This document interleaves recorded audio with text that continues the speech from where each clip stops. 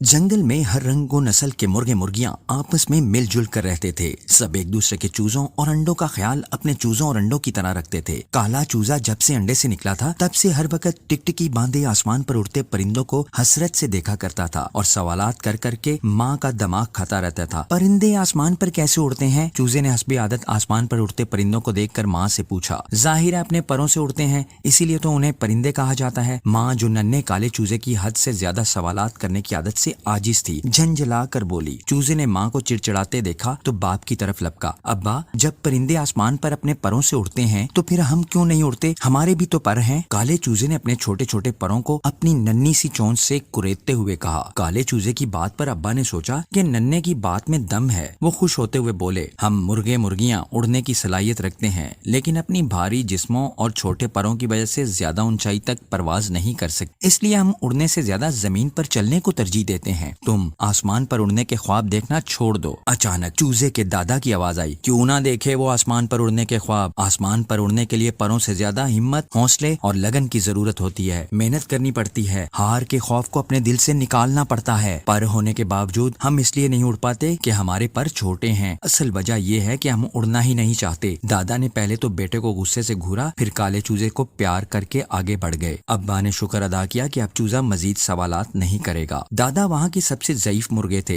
एक दिन उन्होंने काले चूजे से कहा, अगर हिम्मत की जाए तो बगैर परों के भी उड़ा जा सकता है। अब देखना यह है कि तुम अपना दिमाग कैसे इस्तेमाल करते हो। अगली सुबह काला चूजा अपने डरबे में नहीं था। कोना कोना छान मारा। काले चूजे की तलाश में जंगल के सब जानवर निकल पड़े। बतखों ने भी तालाब को छान मारा। परिंदों ने आसमान की बुलंदी से नीचे की जानिब नजरें दौड़ाई, लेकिन चूजे का कुछ पता नहीं चला। एक कबूतर को जंगल के बिल्कुल किनारे नदी के करीब काला चूजा नजर आ गया। काले चूजे के वालिदैन और दादा वहाँ पहुंचे। देखा तो काले चूजे ने चौड़े पत्तों की मदद से बनाया हुआ पैराशूट अपने परों में लपेट रखा था और फिर देखते ही देखते एक ऊंचे दरख्त से नीचे छलांग लगा दी। काला चूजा पैराशूट के जरिए बुलंदी से नीचे की जानिब अपने ख्याल में उड़ता हुआ आ रहा था और अपनी इस कामयाबी पर खूब खिलखिलाकर हंस रहा था। आहा, मैं उड़ रहा हूँ। हंसता मुस्कुराता देखकर जंगल के सब जानवर उसकी खुशी में शामिल हो गए।